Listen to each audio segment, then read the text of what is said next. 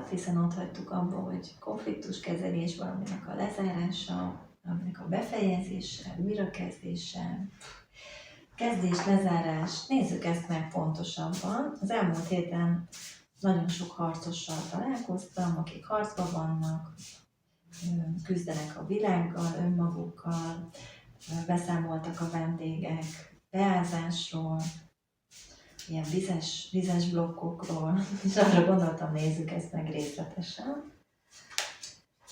Na hát kaptunk egy ítéletlapot, de gyönyörű, középen a 13-as, a lezárás és újjászületés, és utolsó lapként az erő. A 20-as lapot nagyon kedvelem, úgy is szoktam fordítani, hogy becsöngettek. Értsd ezt úgy, hogy egy elég nagy időszakot foglal össze, és mint kineziológus szoktam tanácsolni, hogy 20 évet érdemes visszanézni.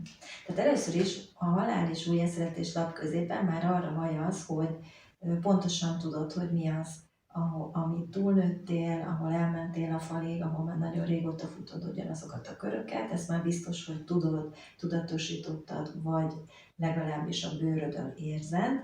Tehát lehet, hogy fizikai tüneteid is vannak, tehát teljesen időszerű, nem húzhatod tovább a problémát. És a 20-as lapot most úgy fogom ide kapcsolni, hogy ne várj arra, hogy a külvilágból valaki megkönnyíti a helyzeted, vagy megoldja, vagy döntést hoz, és akkor neked egy kicsit könnyebb lesz, nem? A 20-as lap első lapként arra fog felszólítani, hogy állj bele, itt és most, időszerű,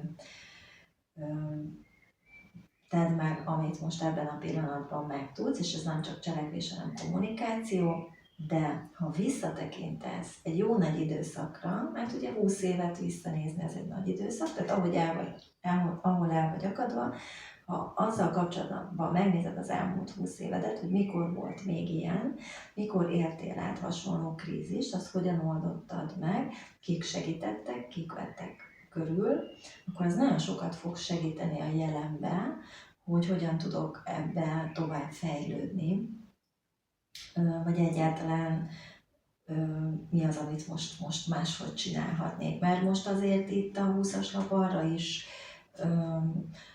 világít egy kicsit, hogy most már valahogy felnőttesebben állsz hozzá, vagy érettebben, bölcsebben, vagy legalábbis azt mondaná az ítéletlap, hogy na, most már a bölcsebb, most már tapasztaltál annyit, hogy ezt most már sokkal bölcsebben meg tudod oldani. A 11-es lap a végén, jaj, hát ez nagyon érdekes, és nagyon jó, hogy a végére került olyan szempontból, hogy nézd meg, hogy miben mennyi erőfeszítést teszel, hogy nem arról van ez szó, hogy te már nagyon erőlködsz valahol, amit ugye a 20-as lapnál azt mondtuk, hogy elmentél a falig, megfutottad ugyanazokat a köröket. A 11-es a végén meg csak annyit üzen, hogy de léci, most már ne tegyél ebbe több energiát, tehát most már fejezd be, most már kezdődjön el, egyik lábad a lezárásba van, másik lábad az újrakezdésbe. Ugye nyilván ez most csak egy bizonyos életterület, bár vannak olyan eseteim, ahol tényleg így minden életterület fokozatosan átalakul, vannak ilyen időszakok. De ugye a 11-es az csak annyi, hogyha nem fejezed be az erőlködést, vagy szimbolikusan egy süllyedő hajóba való kapaszkodást, akkor a fizikai tüneteid erősödnek, vagy még inkább érzed a bőrödön. Egyébként ez nem csak fizikai tünet lehet, hanem az idegrendszernek a felborulása, úgymond egy vegetatív neurózis, szorongás, álmatlanság. Hát ez mekkora jelzés, hogyha már mondjuk nem tudok aludni. Tehát ezeket most érdemes komolyan venni. Ugye szoktam mondani, hogy a felismerés önmagában nem hoz változást, de nagyon örülünk, ha felismertünk valamit, amikor így ez összeáll bennünk egy okozati következmény, de jó. Sőt, még egy kicsit átnéztük a múltunkat is, hogy már ahhoz képest mennyivel jobban csináljuk, de ez nem elég. De nagyon örülünk ennek is, hanem igazából akkor érzelte egy változást fizikai és pszichés szinten, hogyha elkezdted már az új lépéseket is, hogy megvan az irány, tehát hogy ezzel a felismeréssel, amikor elkezdesz valamit kezdeni, és elkezded átformálni, akkor indul be az igazi felszabadulás azon az életterületen. És most egy kicsit tovább mentem, mert bontsuk tovább ezt a 3 lapot. Az asztalra került a 8-as, mint igazság, ugye justícia, a mérték és az akasztott. Nem baj, hogyha segítséget kérsz, ha segítségre van a jog, vagy bármilyen olyan szakember, akinek több a tapasztalata ezen a területen, lehet, hogy szükséged lesz a jogaidra, de nem baj, ha ismered a jogaidat, vagy nézd meg az apróbetűs részt is.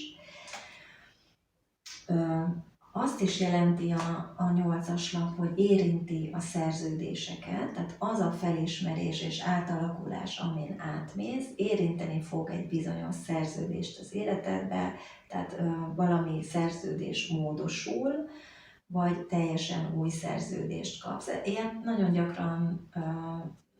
gyakran találkozok ezzel, hogy mondjuk munkahelyen belül szerződésmódosítás, új törvények, új szabályok, nem fontos elfogadni, de hogy változik. Minden változik, és ez valószínűleg érinti a papírügyeket, de jelentheti azt is, hogy az a változás, amiben most vagy, érdemes lepapírozni, mert a szó elszáll, és lehet, hogy most nagyon megbízol valakibe, és nagyon jónak tűnik, és nagyon aranyos, és ott a mértéklap, kibontakoztatod a tehetséget, a kreativitásod, és aztán nehogy egy akasztott állapotba találd magad, hogy az illető eltűnt, és hát semmi nem úgy alakul, ahogy tervezted, de egyébként nem egy hitetlenség vagy bizalmatlanság van a labban, csak arra szólít fel, hogy bármilyen aranyosnak is tűnik valaki, érdemes lepapírozni, és onnantól fogva, hogy valamit leírsz, onnantól fogva azért már vállalod a felelősséget is. Szerintem ez csak ilyen zárójel, de az akasztotton nem akarok ilyen gyorsan túlszaladni, mert nem csak azt jelenti, hogy minden, amit csinálsz, annak következménye van, hanem megint csak az idő és az időzítés valaminek már nagyon, nagyon nagy ideje van, tehát valami már nagyon-nagyon időszerű, amit egy picit már az ítéletlap is mutat, illetve ne várd meg, míg aztán minden pénzed, vagy minden energiád, minden érzelmed elfolyik. Lehet, hogy már így is túl sok idődbe, pénzedbe kerül, de hát erre azt mondjuk, hogy tapasztalás, de nem késő változtatni, tehát itt azért nagyon érdekes a kirakásból, hogy az időszerűség kétszer is megjelenik, tehát biztos, hogy az idő valami nagyon-nagyon időszerű, és nem mindegy, hogy a pénzem, energiám, érzelmi állapotom egy ördögi körbe megy el, vagy pedig mondjuk egy szakemberre bízva magam, segítséget kérve már valami új energiát táplálok. És ott van a felelősségvállalás, és ha kell, akkor jogi tanácsot is kérhetek, ha kell, miért ne foglalhatnám szabályzatba, amit szeretnék. Még egy picit nézzük ezt tovább. Még ameddig érzem, hogy akar a taró beszélni, hát addig, hogy ugye ez ilyen izgalmas ilyenkor, hogy miután mi jön. Igen, már kezdi egy picit a taró ismételni magát. Ugye egy toronnyal kezdődik a 3. sor, mellette a világlap és a döntés. Na hát kérem szépen, ennél többet mit is akarhatnék, tehát időszerű meghozni a döntést.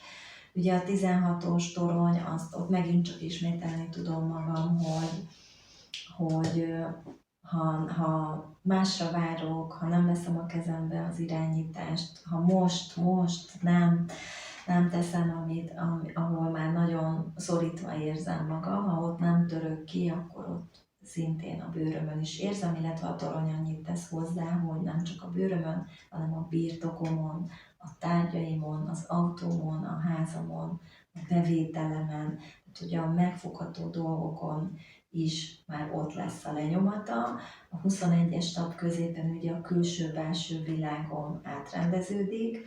A 6-os döntés gyönyörű befejezés, hiszen nézzétek meg, nem mindegy, hogy megvárom, míg minden összeomlik, és úgy alakul át a külső-belső világom, vagy pedig a döntéseim által részt veszek ebbe az átalakulásba, és megteszem magamtól a kellő lépéseket. Na hát ez egy nagyon szép befejezés, ezt kívánom mindenkinek májusra, hogy merjen dönteni.